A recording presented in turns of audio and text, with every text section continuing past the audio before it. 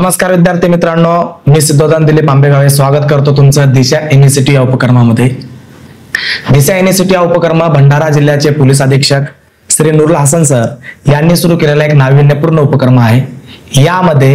या उपक्रमाच्या माध्यमातून भंडारा जिल्ह्यातील जे गरीब मुलं आहेत, जे होतकरू मुलं आहेत, जे शेतकऱ्यांचे मुलं आहेत, जे वंचित मुलं आहेत, अशा मुलांना स्पर्धा परीक्षेमध्ये आणणे आणि या माध्यमातून त्यांना जास्तीत जास्त अधिकारी बनवणे हा या दिशा उपक्रमाचा हेतू आहे। यासोबतच या दिशा उपक्रमाच्या अंतर्गत आम्ही एक सिरीज सुरू केलेली आहे। त्या सिरीजचं नाव आहे मी कसा घडलो। या सिरीजची खासियत अशी आहे, जे काही महत्वपूर्ण अधिकारी असतात, जे काही मोठ्या पदावरती गेलेले अधिकारी असतात, आम्ही त्या अधिकाऱ्यांना इथं बोलवतो आणि त्यांचा जो जीवन प्रवास आहे तो विद्यार्थ्यांच्या पुढे आम्ही या माध्यमातून आणत असतो। आज महत्वपूर्ण गोष्ट म्हणजे आजच्या मी कसा घडलो या उपक्रमामध्ये भंडारा जिल्ह्यातील नगरपालिकेचे कार्यरत मुख्य अधिकारी श्री करण कुमार चव्हाण सर आलेले आहेत। सर, स्वागत करतो तुमचं दिशा युनिव्हर्सिटी या उपक्रमामध्ये। सर, माझा पहिला प्रश्न आहे ते म्हणजे तुमचे वैयक्तिक जीवन कशा पद्धतीने होते? बघा, वैयक्तिक जीवन अतिशय सामान्य जीवन गेलेलं आहे। वडील महाविद्यालयामध्ये क्लार्क होते। आम्ही तिघ भावंड। सर, प्राथमिक शिक्षण पण काही असं फार मोठ्या शाळांमध्ये झालेलं नाही। यवतमाळ जिल्ह्यामध्ये दारवा तहसील आहे, तिथे प्राथमिक शिक्षण, माध्यमिक शिक्षण आणि महाविद्यालयीन शिक्षण तिथेच पूर्ण झालं। त्यानंतर एक सर्वसामान्य परिवारातील पित्याची किंवा आई वडिलांची इच्छा असते की आपला मुलगा लवकर काहीतरी जॉबवर लागावा। त्या दृष्टीने शालेय जीवनामध्ये पण चांगले गुण असताना, म्हणजे 12वी मध्ये 10वी मध्ये पण चांगले गुण असताना मला डीएड ला जावं लागलं किंवा मुलगा लवकर जॉबला लागावा। आणि डीएड झाल्यानंतर मी लगेच यवतमाळ जिल्हा परिषद मध्ये प्राथमिक शिक्षक म्हणून पण जॉब सुरू केला होता। अच्छा सर, कौटुंबिक पार्श्वभूमी? वडील क्लार्क होते, आई हाऊसवाईफ आहे, मी घरात सगळ्यात मोठा, लहान बहीण ती पण डीएड झालेली आहे आणि लहान भाऊ तो पण डीएड झालेला आहे। अच्छा, म्हणजे आम्ही तिघे भाऊ डीएड झालेला। अच्छा, ओके। सर, शाळा चालू असताना अथवा महाविद्यालयीन शिक्षण घेत असताना असे काही अनुभव जे आमच्या प्रेक्षकांना शेअर कराल? माझं तर म्हणणं एवढंच आहे की म्हणजे शालेय जीवनामध्ये जर आपण मन लावून अभ्यास केला, जो शालेय अभ्यासक्रम जो आहे तो जर आपण मन लावून केला तर भविष्यामध्ये येणाऱ्या प्रत्येक स्पर्धेला आपण चांगल्या प्रकारे तोंड देऊ शकतो। यस।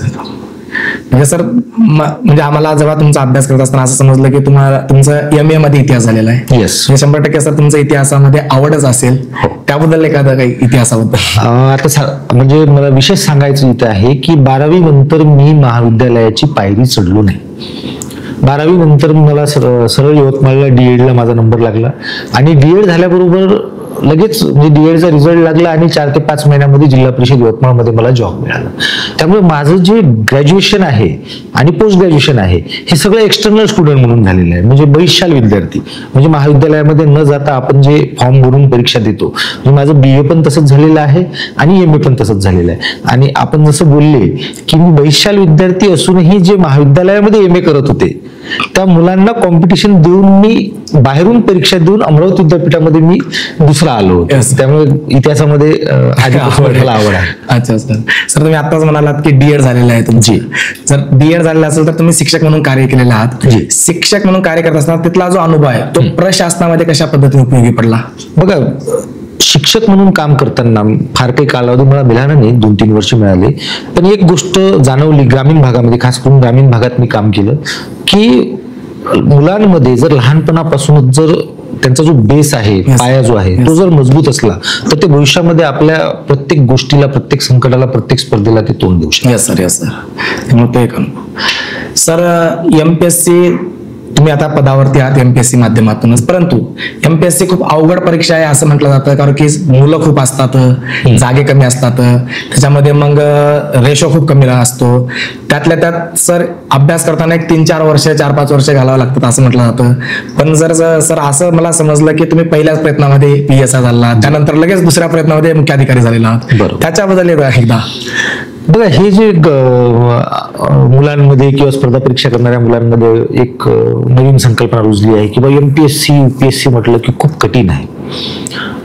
कोणतीही स्पर्धा असेल ती आयुष्यातली, आपल्या पर्सनल आयुष्याची स्पर्धा असो की शिक्षणाची स्पर्धा असो, ती कठीण असणारच आहे। आणि जसं की तुम्ही बोलले की खूप मुलं परीक्षा देतात, लाखो मुलं या परीक्षेची तयारी करतात आणि जागा असतात 500-600 जागा, त्यामुळे तयारी तर आपल्याला करावीच लागेल। ठीक आहे, जसं आपण बोलले की मी एका तालुका स्तरावर शिकलेला मुलगा आहे. त्यावेळेस एमपीएससीचा कोणत्याही प्रकारचं वातावरण त्या तालुक्यामध्ये नव्हतं. मी 2008-9ची गोष्ट सांगतो आपल्याला. म्हणजे एमपीएससी काय आहे हे फारशा मुलांना त्यावेळेस तालुका स्तरावर किंवा ग्रामीण स्तरावर माहिती नव्हतं. मला डीएड चालू असताना एक चांगला अनुभव असा आला, म्हणजे मला सांगायला आनंद होतोय की मला डीएडला जे प्राध्यापक होते ते सध्या इथे कार्यरत आहे आपल्या भंडारा जिल्ह्यामध्ये. अच्छा अच्छा. सहाय्यक आयुक्त कौशल्य विकास सुधाकर झळके सर. Okay okay. हे सुधाकर झळके सर आम्हाला जेव्हा डीएडला शिकवायचे तेव्हा ते जे शॉर्ट पिरियड असतो मधला कालावधी सुट्टीचा, त्या कालावधीमध्ये ते काहीतरी पुस्तक वाचायचे. तर मला एकदा खूप म्हणजे ओढलं वाटायची की भाई सर काय वाचतात. तर मी एकदा सरांना विचारलं होतं की सर आपण काय वाचता. तर सर बोलले होते की मी एमपीएससीचा अभ्यास करतो. आणि सुदैवाने आज अशी कंडिशन आहे की त्यांच्यापासून प्रेरणा घेऊन आपण काम करतोय. आणि आज गुरु म्हणजे मला ज्यांनी डीएड मध्ये शिकवलं ते पण भंडारा जिल्ह्यामध्ये क्लास 1च्या पदावर आहे, सहाय्यक आयुक्त कौशल्य विकास. आणि मी देखील भंडारा नगर परिषदचा सीओ म्हणून काम करतो. सांगायची गोष्ट ही आहे की आपल्याला ही स्पर्धा परीक्षा करताना एखादी प्रेरणा मिळणे आवश्यक आहे. त्यानंतर कठीण तर आहे, परंतु तुमचं सेल्फ कॉन्फिडन्स, जसं मी तुम्हाला मगाशी बोललो की आपण जर आपलं प्राथमिक, माध्यमिक आणि महाविद्यालयीन अभ्यासक्रम जर आपण मनापासून करत असू. आता मी कला शाखेचा विद्यार्थी, 10वी मध्ये 1999 मध्ये मला 72% मार्क होते. आता त्यावेळेस एक फॅड होता 1999चा मी विषय सांगतो की 60-65% जरी मुलाला मिळाले तरी त्या मुलाला विज्ञान शाखेमध्ये टाकायचं, इंजिनिअरिंगला जायचं, डॉक्टर बनायचं, हा एक त्यावेळेस फॅड होता. परंतु आमच्या वडिलांचं किंवा आमचं हे होतं की आपण कला शाखेत जाऊ. 72% 1999 मध्ये मिळूनही मी कला शाखेला ऍडमिशन घेतली. 11वी-12वी मी दारव्हा येथील मुंसाजी महाराज महाविद्यालयामध्ये मी महाविद्यालयात प्रथम होतो. मला 78.78% होते, म्हणजे ओपन मेरिट साठी फक्त 1% कमी मला पडला त्यावेळेस अमरावती विभागात. तर या गोष्टीचा फायदा मला एमपीएससी करताना मिळाला. हो. पीएसआयची परीक्षा आपण जसं बोलले की पीएसआय तुम्ही प्रथम प्रयत्नात पास झाले. मला सांगताना खूप आनंद होतोय की मी बीए सेकंड इयरचं परीक्षा दिलेली होती. अच्छा अच्छा. परीक्षा म्हणून बीए सेकंड इयरचा पेपर मी दिलेला होता तेव्हा पीएसआयची जाहिरात निघाली. Okay okay. आणि बीए सेकंड इयरच मी झालो होतो तेव्हा मी प्री परीक्षा दिली. अच्छा अच्छा. पीएसआयची.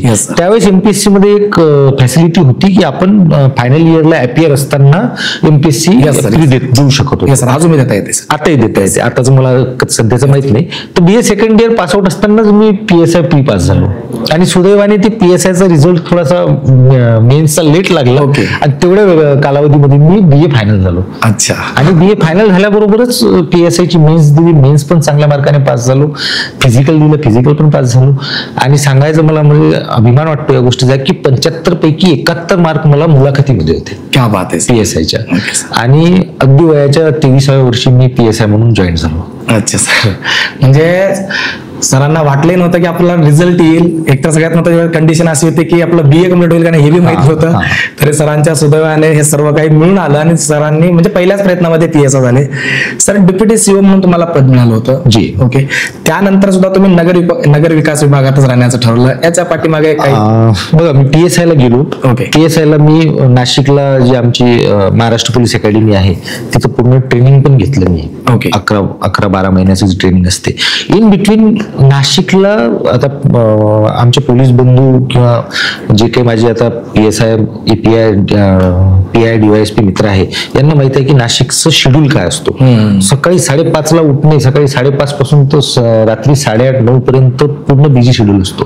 त्या शेड्यूल मध्ये देखील जे मागचा अभ्यास आहे तो होताच आपला. आणि तिथेही जेव्हा जेव्हा वेळ मिळायचं तेव्हा मी अभ्यास करायचो. आणि तिथं असताना मी परीक्षा दिली आणि सीओ झालो आणि डेप्युटी सीओ झालो. सीओ झालो 2009ला. मग मी सीओ म्हणून जॉईन झालो. गोंदिया जिल्ह्यामध्ये तिरोड्याला पहिली पोस्टिंग मिळाली. 1 वर्ष मी सीओ म्हणून काम केलं आणि त्याच्यात 3रा प्रयत्न मी सीओ असताना दिला, ते डेप्युटी सीओ झालो. पण मला जसं आपण प्रश्न विचारला की आपण डेप्युटी सीओ जॉईन न करता सीओ म्हणूनच काम का केलं, तर मला दोन्ही याच्यामध्ये फरक हा जाणवला की आपण जनतेच्या समस्या सोडवण्यासाठी कोणत्या पदावर जास्त चांगलं काम करू शकतो. तर मला जाणवलं की as a municipal chief officer म्हणून आपण जनतेच्या समस्या जास्त फास्ट सोडवू शकतो. अच्छा. ओके. कारण ग्रामीण विकासमध्ये ऍज अ बीडीओ म्हणून काम करताना किंवा डेप्युटी सीओ म्हणून काम करताना जे फायनान्शियल अधिकार नाहीत ते फायनान्शियल अधिकार आपल्याला नगरपालिकेमध्ये चीफ ऑफिसर म्हणून काम Yes, sir. करतात. Yes, yes, sir. तर जनतेच्या जे काही छोट्या मोठ्या समस्या आपल्याकडे असतात, घरकुलच्या, रस्ते, नाली, पाणी, हे आपण अधिक चांगल्या प्रकारे सोडू शकतो, म्हणून मी नगरविकास मध्ये थांबण्याचा निर्णय घेतला. अच्छा, म्हणजे नगर विकास मध्येच राहायचं. Okay okay okay. तेच मी जेव्हा तुमच्याबद्दल वाचत होतो त्यावेळेस मला असं समजलं की इच्छा माझी नगरामध्ये काम करण्याची आहे, ग्रामीण भागात. परंतु मला ग्रामीण भागाचा जास्तीत जास्त विकास झाला पाहिजे, त्यामुळे भारताचा विकास होऊ शकतो, कारण की पूर्ण म्हणजे चांगला भारत ग्रामीण भागामध्ये वसलेला असतो असं म्हटलं जातं. तर मला थोडासा एक प्रश्न निर्माण झाला होता की सरांना ग्रामीण भाग सोडून देऊन नगर विकासामध्ये का राहायचंय? नाही, ग्रामीण भागाचा विकास तर व्हायलाच पाहिजे, Yes, परंतु sir. आजच्या कंडिशनला आपण जर बघितलं तर 50% वर अच्छा. महाराष्ट्राचा नागरिक Yes, sir. झालेला Yes, आहे. yes, sir. आपण ग्रामीण भागाचा विकास तर बघतोच, ग्रामीण भागाचा विकास करण्यासाठी फार मोठमोठ्या यंत्रणा देखील काम करतात, तसंच नागरी भागाचा विकास देखील व्हावा. Yes sir. यस. कारण की आज 50% वर जे महाराष्ट्रातली जनता आहे ती शहरामध्ये राहत आहे. Yes. त्यामुळे शहरापुरची समस्या सोडवण्यासाठी देखील वेगवेगळे चॅलेंजेस आहे आणि त्यामध्ये मला आवड आहे. अच्छा अच्छा सर. सरांनी तिरोरा, बुलढाणा, औरंगाबाद, गोंदिया आणि आता सध्या भंडारा या ठिकाणी काम केलं आहे सर. आता इथल्या एवढ्या साऱ्या सिटीचा तो एवढ्या जिल्ह्यांचा तुम्हाला अनुभव आहे, मग यापैकी एखादा असा अनुभव आमच्या प्रेक्षकांना सांगाल का जे आल्या ठिकाणी? अनुभव म्हणजे आता नागरी भागातले अनुभव म्हणजे सर्वात प्रथम तर म्हणजे युनिफॉर्म काढून लगेच दुसऱ्या दिवशी मला सीओच्या चेअरवर बसावं लागलं. ओके. 9ची कंडिशन अशी होती की एमपीएससी मार्फत जेव्हा निवड व्हायची, आता कसं आहे, आता एमपीएससी ची निवड झाली की 1 वर्षाचा अगोदर ट्रेनिंग दिल्या जाते, त्याला सीपीटीपी बॅच आपण म्हणतो. पण त्यावेळेस 8, 9, 10 मध्ये असं होतं की एमपीएससी द्वारे ऑर्डर मिळाली की सरळ आपल्याला त्या पदावर जॉईन व्हावं लागायचं. तर मी महाराष्ट्र पोलीस अकॅडमीत असतानाच मला सीओची ऑर्डर आली, मी डायरेक्ट पीएसआयचा राजीनामा दिला आणि दुसऱ्या दिवशी मी सीओ म्हणून जॉईन झालो. Yes. म्हणजे त्याच्यातलं एबीसीडी ही मला माहित नव्हतं. Okay. म्हणजे नगर विकास विभागात आपल्या सीओ कडे कोणतं कामकाज येतो, कोणत्या फाईल येतो, या सगळ्या झिरो पासून आपल्याला शिकावं लागलं. Yes. हे सगळ्यात मोठं चॅलेंज. Yes, sir.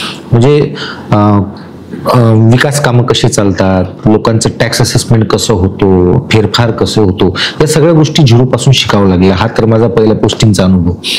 त्यानंतर आता आपण बोलले की आपण वेगवेगळ्या ठिकाणी काम केलं, तर वेगवेगळ्या ठिकाणचं कल्चर वेगवेगळं आहे. Yes sir. जसं मी गोंदिया जिल्ह्यात काम केलं. गोंदिया जिल्ह्यात माझ्या 2 वेळा पोस्टिंग झाली. सगळ्यात Yes, पहिली yes. पोस्टिंग तिरोडाच होती Yes. आणि नंतर आताची याच्या आधीची पोस्टिंग गोंदिया होती प्रॉपर. Okay sir. तर तिथलं कल्चर वेगळं आहे. Yes. तिथं बोलताना आपल्याला हिंदीचा वापर जास्त करावा लागतो. Yes sir. Yes sir. Local language Hindi जास्त वापरल्यामुळे.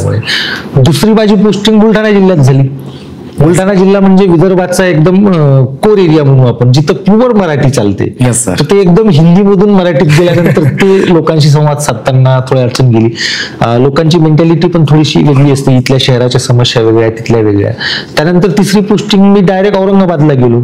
मराठवाडा. तर मराठवाड्यामध्ये पण थोडंसं चॅलेंजेस वेगळे आहे. ते कॉर्पोरेशन आहे. कॉर्पोरेशन मध्ये तिथे माझ्याकडे कर विभाग होता. एवढ्या मोठ्या महानगरपालिकेचं पूर्ण टॅक्सेशनचं डिपार्टमेंट मी सांभाळायचो. तर ते एक फार मोठं चॅलेंज की मोठमोठ्या बिल्डिंगवर जसे मॉल्स आहे त्यांना टॅक्सेशन खाली आणणे, मोठमोठे टाउनशिप आहे त्यांना टॅक्सेशन खाली आणणे, हे देखील फार मोठं चॅलेंज होतं. पण ते मी 1.5 वर्ष चांगल्या प्रकारे हाताळलं. अच्छा सर. तुम्ही बोलता बोलता एक शब्द वापरला होता की अंगावरची वर्दी काढून नंतर इथं मुख्य अधिकारी म्हणून काम करणे. एक नवीन तरुण मुलांची अथवा एमपीएससीचा अभ्यास करणाऱ्या खूप मुलांची इच्छा असते की अंगावरती वर्दी आली पाहिजे, त्यातल्या त्यात युनिफॉर्म, पोलीस मधला युनिफॉर्म असला पाहिजे असं वाटतं सर्वांनाच. त्यातल्या तुम्हाला पण युनिफॉर्म मिळाला होता सर. म्हणजे हा युनिफॉर्म अंगावरती काढताना काही असं वाईट वाटत होतं? खूप जास्त वाईट वाटलं. आणि मी तुम्हाला सांगतोय की माझं जेव्हा डेप्युटी सीओ जेव्हा सिलेक्शन झालं तेव्हा डेप्युटी सीओच्या वर माझं डीवायएसपी प्रिफरन्स होतं. अरे आय विश टू, म्हणजे मी सीओ जरी जॉईन झालो असलो तरी एक खादीशी जो आपलं एक नाळ जुळली होती. आणि माझा फ्रेंड सर्कल आजही, म्हणजे मला सर्व्हिसला 16 वर्ष झाले, तर सिव्हिल मध्ये जेवढे माझे मित्र नाहीत ना तेवढे मित्र माझे पोलीसमध्ये आहेत. तर डेप्युटी सीओ सिलेक्शन झालं तेव्हा माझं 7 की 8 मार्काने डीवायएसपी उठलं. अच्छा सर. म्हणजे तुम्ही जे म्हणताय ना की वर्दी काढताना दुःख झाला नाही का, तर नक्कीच दुःख झाला. कारण खूप हाच होता की एक वरिष्ठ पद आपल्याला मिळावं, परंतु एक काय म्हणतो त्याला बॅड लक म्हणून की 6-7 मार्क कमी मिळाले आणि डेप्युटी सीओ मिळाले. त्यावेळेस जर डीवायएसपी मिळालं असतं तर ती वर्दी आज तुम्हाला माझ्या अंगावर दिसली. तेच सर. थोडस त्यामुळे म्हणजे सरांना, म्हणजे सर्वांनाच वाटतं असं की एमपीएससीचा अभ्यास वगैरे की सर्वांचं स्वप्न असतं, जर उंची वगैरे चांगली असेल किंवा त्या क्वालिफाय असेल त्या पदासाठी, पीएसआय, डीवायएसपी साठी, तर अगोदर आपलं प्रेफरन्स असतं की आपल्याला वर्दी भेटली पाहिजे. बरोबर. पण सरांना भेटल्यानंतर सरांची सध्याची पोस्ट खूप मोठी आहे, ते सुद्धा थोडंसं वाईट वाटतं मनामध्ये की आपल्याला वर्दी काढायची आहे. त्यामुळे सरांनी चांगल्या पद्धतीने सांगितलं. सर सगळ्यात महत्वाची गोष्ट म्हणजे सर नगर विकास क्षेत्रामध्ये काम करत असताना आव्हान तर असणारच आहे इथं, काम तर इझी असणारच नाही. मग तुमच्या पुढे सध्याच्या स्थितीला कोणते आव्हान वाटतात? बघा, नगर विकास विभागमध्ये किंवा शहरामध्ये काम करताना एक आम्ही गमतीने म्हणत असतो सगळे नगर विकासचे अधिकारी आपण एकत्र आलो की शहरापुढची सगळ्यात महत्वाचे 3 मुद्दे आहेत. हे 3 मुद्दे जर नागरिकांना चांगल्या प्रकारे मिळाले ना तर त्या शहरातली जनता ही सुखी आहे. त्याला आपण म्हणतो वॉटर, गटर, मीटर.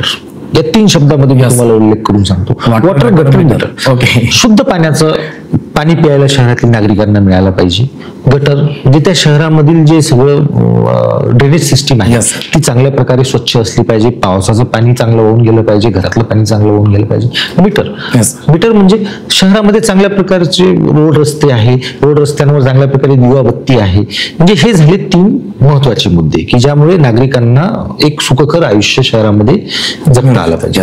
हे 3 गोष्टीच्या पलीकडे आपण जेव्हा जातो तर मग मोठमोठे डेव्हलपमेंट वर्क आहे, मोठमोठे काम आहे. जर शहरातील तलाव आहे, तलावाचं सौंदर्यीकरण करायचं आहे, शहरामध्ये नाट्यगृह बांधायचं आहे, शहरामध्ये आपल्याला प्राथमिक शाळा ज्या आहे त्या आपल्या चांगल्या करायच्या आहे. हे सुद्धा मोठमोठे चॅलेंजेस आहे. आणि सगळ्यात महत्वाचं म्हणजे की प्रत्येक नगर परिषदला एक इलेक्टेड बॉडी असते. नागरिक ज्यांना निवडून देतात त्यांना आपण म्हणतो की नगरसेवक. प्रत्येक प्रभागामधून एक नगरसेवक, 2 नगरसेवक आणि जनतेमधून एक नगराध्यक्ष म्हणून निवडून येतात. ही झाली राजकीय विंग. आणि आम्ही मुख्याधिकारी आणि मुख्याधिकारी यांच्या अधीनस्थ असणारे सगळे अधिकारी कर्मचारी, इंजिनियर असो, अकाउंटंट असो, खालपर्यंत म्हणजे सफाई कर्मचारी पर्यंत, या दोन्ही जे विभाग आहे, राजकीय मंडळी आणि प्रशासकीय मंडळी, यांचं जर चांगल्या प्रकारे ताळमेळ जुळून आलं तर त्या शहराचा विकास कोणीच थांबवू शकत नाही. सगळे कामं चांगल्या प्रकारे होऊ शकतात. अच्छा सर, तुम्हीच ते म्हणल्यासारखं मी त्या प्रश्नाला पुढे कंटिन्यू करेन की काम करत असताना राजकारण आणि तुमचं प्रशासन यांच्यामध्ये वाद होत असतील किंवा आव्हाने असतीलच, तर त्या पॉलिटिक्स जे काही राजकीय नेते असतात तर त्यांना कशा पद्धतीने हँडल करतात? बघा, जिथे राजकीय पदाधिकारी आणि अधिकारी आले तर थोड्या बहुत गोष्टीवर मतभेद होतात. पण माझा आता 16 वर्षाचा अनुभव असा हे सांगतो की जेव्हा शहराच्या विकासाचा प्रश्न असतो, नागरिकांच्या विकासाचा प्रश्न असतो, त्यावेळेस दोन्ही बाजू एकत्र येतात. दोन्ही बाजू एकत्र येतात आणि एकत्र आल्यानंतरच तो गाडा पुढे चालतो. कारण सांगायचं झालं तर काय होते की मुख्याधिकारी येतो 3 वर्षासाठी. मुख्याधिकाऱ्याच्या अधीनस्थ असणारा इंजिनियर, अकाउंटंट, वॉटर सप्लायचा इंजिनियर हा 3 वर्षासाठी येतो. पण जे पदाधिकारी बसलेले त्यांचं स्वतःचं तो शहर आहे, त्यांचं त्या नागरिकांशी वेगळी नाळ जुळली. त्यामुळे जेव्हा शहर विकासाचा किंवा शहराच्या एखाद्या समस्येचा प्रश्न येतो तर ते ऑटोमॅटिकली प्रशासनाच्या मागे उभे राहतात. हा माझा 16 वर्षाचा म्हणजे जर शहराचा राजकारण एका बाजूला असेल, शहराचा विकास वेगळ्या बाजूला असेल, जेव्हा शहराचा विकास करायचा असेल तेव्हा पॉलिटिक्स म्हणजे जे काही राजकारण ते बी सोबत असतात, असं सरांचं म्हणणं आहे. सर सगळ्यात महत्वाची गोष्ट म्हणजे भंडारा सिटीमध्ये सुद्धा काही प्रॉब्लेम आहेतच सर. सिटीमध्ये बघा गेला तर जसं की कचरा व्यवस्थापनाचा दिसतं, पाणी पुरवठ्याचा प्रश्न आहे, रस्ते व पायाभूत सुविधेचा प्रश्न आहे. त्यामुळे ह्यांना तुम्ही कशा पद्धतीने हँडल करणार आहात? मग बघा, मी रुजू झाल्याबरोबरच हे जे आपण 3 मुद्दे सांगितले ना मला, कचरा, पाणी पुरवठा आणि रस्ते, हे मी सगळ्यात पहिले याच्यावरच मी लक्ष केंद्रित केलं. तर मला तरी सांगताना आनंद होतो की आता भंडारा शहराला लागूनच आमचं डम्पिंग यार्ड अतिशय सुसज्ज होतो आहे. आता तिथं कचऱ्यावर प्रोसेसिंग करण्यासाठी मशिनरीज देखील लागलेल्या आहे, इलेक्ट्रिक फिटिंग झालेली आहे. म्हणजे आता शहरामधून जमा होणारा कचरा जो आहे तो वेगवेगळ्या प्रकारे 16 प्रकारे तिथे सॅग्रिगेट होणार आहे. त्यामुळे कचऱ्याची समस्या एक सॉल्व्ह होणार. पाणी पुरवठा, मी इथं आल्यानंतर थोडंसं बघितलं की 2014 पासून पाणी पुरवठा योजना चालू आहे, ती आतापर्यंत म्हणजे पूर्ण होत नाही आहे. परंतु मागच्या 1.5 वर्षामध्ये मी जवळपास शहराचा 30 ते 35% भाग पाण्याखाली आणला. कनेक्शन लोकांच्या घरापर्यंत मी पोहोचवले. जसं खातरोड परिसर आहे, माडा कॉलनी आहे, जे काही एरिया सुटला होता तो. आणि रस्ते यासाठी थोडे खराब दिसत आहे की आपल्या शहरामध्ये अंडरग्राउंड ड्रेनेज सिस्टीम चालू आहे. आणि जेव्हा भूमिगत गटार योजना ज्या शहरामध्ये असते तर त्याचा नियम असा असतो की रस्त्याच्या मधातून फोडून आपल्याला पाईप टाकावं लागते. म्हणून ते सामान्य नागरिकांना काय वाटते की फार रस्ते फुटले आहे, तर ते रस्ते कव्हर होणार आहे. त्या रस्त्यावर पुन्हा आपण दुरुस्ती करणारच आहोत. तर तो पण एक विकास कामाचा भागच आहे. अच्छा सर, मी थोडंसं म्हणजे भंडारा वासियाच्या वतीनं मी जेव्हा तुमचा अभ्यास करत होतो त्यावेळेस मी एका दोघाला प्रश्न विचारला की शिवसाहेब येत आहे तर तुमच्या वतीनं काय प्रश्न विचारला पाहिजे. तर त्यांचा एक असा प्रश्न होता की रस्त्यावरती काम करत असताना, पाईपलाईन वगैरे करत असताना रस्ते खोदले जातात आणि ते रस्ते खोदल्यानंतर ते तसंच ठेवले जातात. त्यानंतर एकदा समजा पाऊस आला तर त्या पावसामुळे ते भरले जातात त्याच्यामध्ये खूप मोठ्या प्रमाणात ऍक्सिडेंट होण्याचं प्रमाण वाढलेलं आहे किंवा ते तसेच राहत असल्यामुळे काय रस्ता कुठेतरी तसाच पडत राहत आहे, तर त्याच्या बाबतीत काही बघा, पावसामुळे त्रास होतोच. आपण रस्ता खोदल्यानंतर माती बाहेर येते आणि त्यामुळे पावसामुळे, म्हणून आपण बघितलं असेल की मागच्या वर्षी पण मी 2-23 महिने काम बंद ठेवलं होतं पावसाळ्यामध्ये, या वर्षी पण मी 2-23 महिने पावसाळ्यामध्ये काम बंद ठेवलं. आणि जिथे जिथे असं चिखल वगैरे होण्याचा प्रकार होता तिथे तिथे या वर्षी म्हणजे मागच्या 10 वर्षामधल्या इतिहासामध्ये या वर्षी सगळ्यात जास्त चुरी आणि रेती आम्ही वापरली. अच्छा. की जिथं चिखल होतोय तिथं 24/7 आमची एक टीम कार्यरत होती की तिथं चुरी आणि मुरुम टाकायचं. त्यामुळे यावर्षी आपण जर सर्वसामान्य नागरिकातही गेले तर आपल्याला दिसेल की यावेळेस ती समस्या कमी आली. अच्छा सर, एक प्रश्न मला विचारायचा आहे तुम्हाला. जसं बघा, भंडारा जिल्ह्यामध्ये खूप रील्स बनवले जातात. जेव्हा ते रस्त्यावरील खड्ड्याचे रील्स बनवले जातात, जेव्हा तुमच्या समोर ते रील्स येतो भंडारा जिल्ह्यात, तेव्हा तुमच्या मनाची अवस्था काय असते? अरे म्हणजे नेमकं का होत आहे? नाही बघा, प्रत्येकाला स्वातंत्र्य आहे, स्वातंत्र्य आहे. आणि अशी रील्स आली तर उलट मला तर म्हणजे आनंदच होतो की ती जी आमची चूक आहे किंवा आमची एक काहीतरी कमजोर बाजू आहे ती आमच्या पुढे कोणीतरी आणली आणि आम्ही लगेच त्या गोष्टीवर उपाययोजना करतो. अच्छा अच्छा, okay sir, okay sir, thank you sir. Sir, सध्या भंडारा म्हणजे तुमच्या वतीनं भंडारा जिल्ह्यामध्ये असे कोणकोणते प्लॅन आहे तुमच्या डोक्यामध्ये की भंडारा सिटीसाठी वापरले पाहिजे? बघा, आता आमच्या पुढे सगळ्यात महत्वाचे जे टार्गेटेड प्रोजेक्ट आहे जे भंडारा शहरामध्ये सुरू आहे, आपल्याला माहित असेल की भंडारा शहराच्या मधोमध खांब तलाव आहे. Yes sir. जो की अतिशय म्हणजे पहिलीची स्थिती जर आपण बघितली खांब तलावाची ते एकदम काहीच नव्हतं, फक्त तलाव होता. हो सर. आता म्हणजे मला तरी सांगताना अतिशय आनंद होतोय की नागपूर विभागामध्ये कोणत्याच नगर परिषदचा एवढा मोठा प्रोजेक्ट नसेल जेवढा मोठा प्रोजेक्ट आपल्या भंडारा नगर परिषदचा खांब तलावचा आहे, जो की येणाऱ्या 1 वर्षानंतर भंडारा शहरातील पर्यटन स्थळ राहणार आहे. तिथे म्हणजे लहान मुलापासून तो वयोवृद्धापर्यंत सगळ्यांना एक मनोरंजनाचं साधन म्हणून आणि एक फिरण्याचं ठिकाण म्हणून खांब तलाव विकसित आम्ही करतोय. त्याचबरोबर आम्ही मिस्किन टँक आणि सागर तलाव हे पण जे 2 गावामधले तलाव होते हे देखील केंद्र शासनाच्या अमृत 2.0 योजनेमध्ये आम्ही सौंदर्यीकरण करतो आहे. तिथे देखील ज्येष्ठ नागरिक, लहान मुलं खेळू शकतील, फिरू शकतील.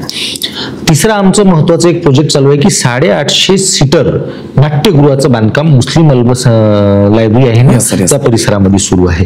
ते देखील येणाऱ्या 1 वर्षामध्ये सुरू होईल, जेणेकरून जे इथलं लोकल नाट्य संस्कृती आहे आपल्या विदर्भ, भंडारा, गडचिरोली, गोंदिया या भागामध्ये जी नाट्य संस्कृती आहे ज्याला आपण झाडी बोली म्हणतो, झाडीपट्टी नाट्य संस्कृती, त्याचाही विकास होईल.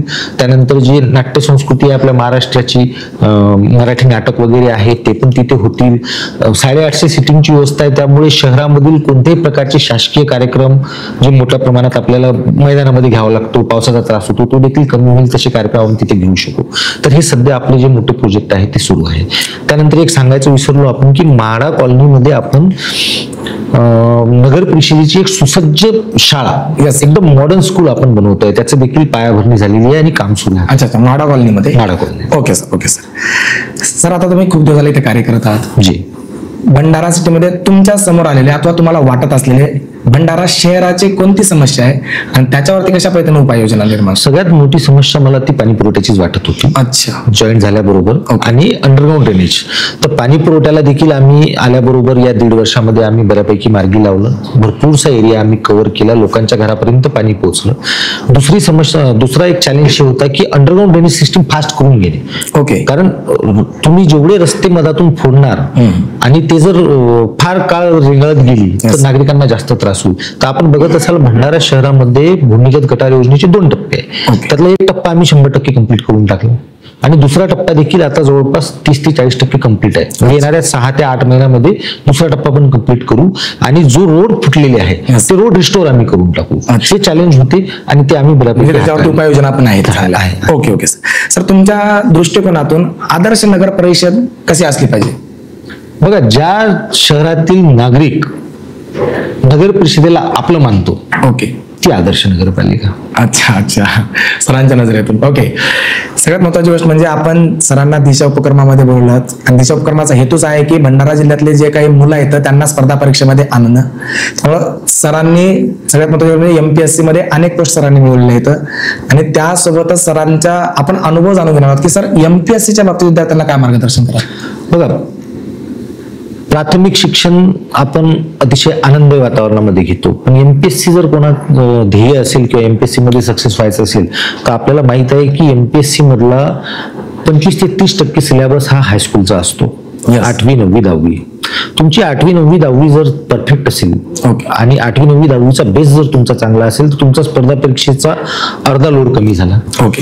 नेक्स्ट स्टेप म्हणजे मी आता माझं ऑप्शनल पण सीओ आणि डेप्टी सीओ असताना त्यावेळेस 2-2 ऑप्शनल होते आणि 200-200 मार्काचे 4 पेपर व्हायचे ऑप्शनल विषयाचे. तर माझे ऑप्शनल पण पॉलिटिकल सायन्स आणि हिस्ट्री होते, जे की कॉम्बिनेशन कोणी घेत नाही. आपण बघितलं असेल की तो पिरियड असा होता 9, 10, 11चा की एक टफ विषय घ्यायचा आणि एक हलका विषय घ्यायचा, म्हणजे होम सायन्स वगैरे जो किंवा सोशॉलॉजी वगैरे. माझे दोन्ही विषय एकदम म्हणजे जे कोणीच कॉम्बिनेशन घेत नाही, हिस्ट्री आणि पॉलिटिकल सायन्स, तर हा कॉम्बिनेशन होता. याला कारणीभूत का होतं, कारण की मला 8वी 9वी 10वीला नागरिक शास्त्र आणि इतिहासामध्ये मला इंटरेस्ट होता, इतिहास मला वाचायला आवडायचं. 11वी 12वीला मला राज्यशास्त्र आणि इतिहासामध्ये मला आवड होती आणि तो सगळा सिलेबस जो आहे तो सगळा मला पाठ होता. त्यानंतर ग्रॅज्युएशन करताना पण जे अमरावती विद्यापीठाची जी इतिहासाचे पुस्तक आणि राज्यशास्त्राचे पुस्तक आहे, first year second year final, हे पूर्ण मी म्हणजे घेऊनच घेतले. अच्छा. त्यामुळे एमपीएससी करताना आपण वेगळं काहीतरी करतोय आणि वेगळं काहीतरी आपल्याला फार आभाळ भरून अभ्यास करायचा असं वाटलंच नाही. म्हणून माझं मुलांना म्हणणं हे आहे की 8वी 9वी 10वी 11वी 12वी आणि ग्रॅज्युएशन हे जर तुम्ही मनलावून केलं तर तुम्ही 75% स्पर्धा परीक्षा क्रॅक केली. नंतरचे 25% जे आहे मग चालू घडामोडी, मग आणखी तुमचं ते जे आता नवीन एक झालाय की मेंटल ॲबिलिटी वगैरे टेस्ट होते, त्या सगळ्या गोष्टी मग त्या 25% मध्ये आल्या. अच्छा, म्हणजे सरांच्या सांगण्यातून एक गोष्ट समजून गेली की एमपीएससी करण्यासाठी डिग्री कंप्लीट झाली पाहिजे असं नाहीये. तुम्ही जर शाळेत असाल आणि तेव्हापासून बी जर शाळेचा सिलेबस बी जर पूर्णपणे कव्हर करत असाल तरी सुद्धा तुमचा 60 ते 70% अभ्यास होतोच. म्हणजे पूर्णपणे बाहेरचेच पुस्तक वाचले पाहिजेत असं काय नाही, जे सिलेबसचे पुस्तक आहेत ते सुद्धा वाचलात तरी सुद्धा पूर्णपणे अभ्यास तुमचा करतो, असं सरांचं म्हणणं आहे. सर, एक शेवटचा प्रश्न असा राहील तो म्हणजे 5 वर्षामध्ये तुमच्या नजरेतून भंडारा शहर कसा असला पाहिजे? आता ज्या प्रकारे भंडारा शहराची वाटचाल सुरू आहे, नगर परिषदचे वेगवेगळे प्रोजेक्ट आहे, भंडारा शहरामधून नॅशनल हायवे जातो, भंडारा शहरामधून पीडब्ल्यूडीचा हायवे जातो, त्याचे देखील कामं सुरू आहे. 5 वर्षानंतरचा आपण विचारत आहे तिथपर्यंत भंडारा शहरात प्रत्येक घरी नळ पोचलेली असेल. भंडारा शहरातील अंडरग्राऊंड सिस्टीम म्हणजे जे आता नालीमधून जे घाण पाणी वाहतो, दुर्गंधी पसरते, ते संपलेली असेल, कारण की अंडरग्राऊंड योजना जी आहे आपली ती सुरू झालेली असेल. कारण 13.5 MLDचा माझा एसटीपी प्लांट ऑलरेडी तयार होऊन पडलेला आहे. म्हणजे प्रत्येक घराला डोअर टू डोअर कनेक्शन देऊन घरातलं देखील सांडपाणी आता उघड्या नालीमध्ये न जाता तो डायरेक्ट प्रोसेस व्हायला एसटीपी ला जाईल. तर येणाऱ्या 5 वर्षामध्ये तुम्हाला नालीमध्ये कुठेच घाण पाणी किंवा घाण कचरा दिसणार नाही, केवळ पावसाचं पाणी वाहून जाण्यासाठी नाली दिसेल. रस्ते 2 रोड प्रोजेक्ट आपले मंजूर झालेले आहे शहरामध्ये, जे की सगळे मोठे रोड आपण कव्हर केलेले आहे. जवळपास 250 कोटीचा रोड प्रोजेक्ट आपला मंजूर आहे. येणाऱ्या 1.5 ते 2 वर्षामध्ये भंडारा शहरातील सगळे रोड जे आहे ते तुम्हाला चांगल्या प्रकारे दिसेल. त्यामुळे आणखी काय पाहिजे, रोड, मी मागे बोललो तसं वॉटर गटर मीटर, या 3 गोष्टी मिळाल्या म्हणजे शहर सुंदर झालं. सरांनी एक चांगली कन्सेप्ट सांगितली, वॉटर गटर मीटर. आणि सरांच्या संकल्पनेतून एक गोष्ट मात्र समजा की याच्या येत्या पुढे 5 वर्षामध्ये असेल अथवा याच्या पुढे भंडारा जिल्हा सरांच्या दृष्टिकोनातून तर तो विकसित झालेला असेल असं सरांचं स्वप्न आहे. 100% सरांनी जर प्रयत्न केला तर 100% भंडारा जिल्हा विकसित होईलच.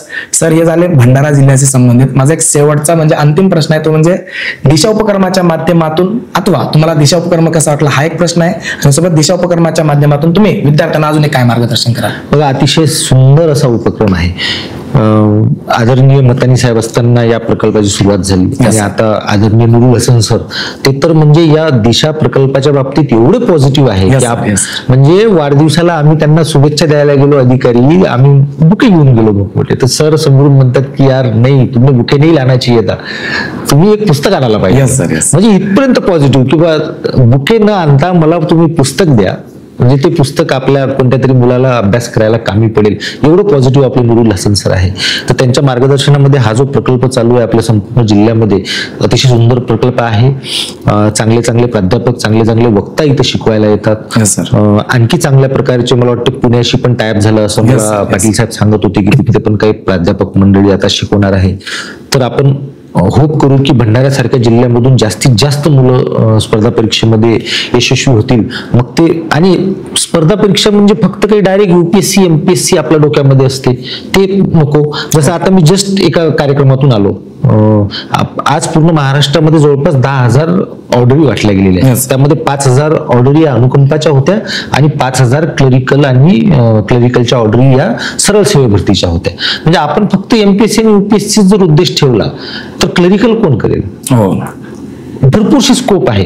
कलेक्टर ऑफिसमध्ये जागा निघतात, तलाठी आहे, जिल्हा परिषदच्या असतात ग्रामसेवक, नगर परिषदमध्ये इंजिनियर, अकाउंटंट याच्या परीक्षा आहे. हे देखील मुलांपर्यंत आपल्याला पोहोचवणं आवश्यक आहे. आणि बऱ्याच गोष्टी माहित नसतात आणि एमपीएससीचा अभ्यास करताना ऑलरेडी त्यांचा हा अभ्यास झालेला असतो. त्यामुळे कंटिन्यू माझं मुलांना म्हणणं हेच आहे की आपण एमपीएससी युपीएससी तर ठेवाच आपल्या डोळ्यापुढे, पण या गोष्टी देखील ठेवा की आपल्याला या परीक्षा देखील आपण देऊ शकतो आणि उत्तीर्ण होऊ शकतो आणि स्वतःच्या पायावर आपण उभं राहू शकतो. अच्छा, म्हणजे सरांचा सांगण्याचा हेतू आहे की तुमचं स्वप्न मोठं असलं पाहिजे, एमपीएससी असेल युपीएससी असेल, परंतु ह्याचा अर्थ असं नाही की तीच पोस्ट मिळेल ह्याच्यासाठीच प्रयत्न करेन. बाकीच्या जे काही पोस्ट असतात स्पर्धा परीक्षेमधले ते पण हातामध्ये घ्या. सोबत जर सरांचाच प्रवास भेटला तर सरांकडे अनेक पोस्ट मिळत गेले आणि सरांनी स्वतःचं स्वप्न पूर्ण केलं. तसं जे काही छोट्या मोठ्या पोस्ट असतात ते हातामध्ये घ्या. सोबत तुमचं काही जे काही स्वप्न आहे एमपीएससी मधून अथवा युपीएससी मधून ते पण पूर्ण करण्याचा प्रयत्न करा. सरांनी अतिशय चांगल्या पद्धतीने आपल्याला सरांचा जीवन प्रवास आणि भंडारा शहरासाठीचं त्यांचं जे नियोजन अथवा जो काही प्लॅन आहे तो सुद्धा आपल्या पुढे चांगल्या पद्धतीने विशद केलेला आहे. सर धन्यवाद सर, तुम्ही दिशा उपक्रम याला भेट दिलेल्या आहे. चांगल्या पद्धतीने दिशा उपक्रमाच्या माध्यमातून भंडारावासियांना मार्गदर्शन केलं त्याबद्दल मी मनपूर्वक एकदा तुमचा आभार व्यक्त करतो. धन्यवाद सर.